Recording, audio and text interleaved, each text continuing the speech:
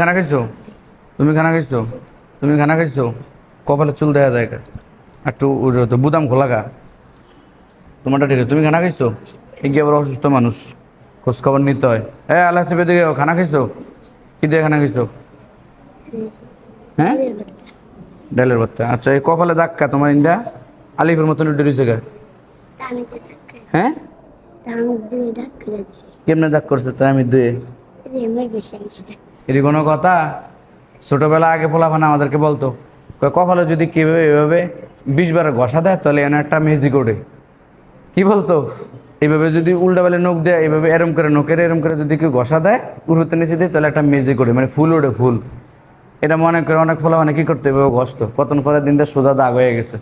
যখন দাগ হয়ে যেত পরে কইতো হিন্দু হিন্দু, মানে সাথেইতো পোলাপান কি জেন। এখন এই লোকেরও এই ঘটনা ঘটাই দিছে, দেন সোজা দাগ একটা বয়ে দিছে পোলাপানে দুষ্টামি করে।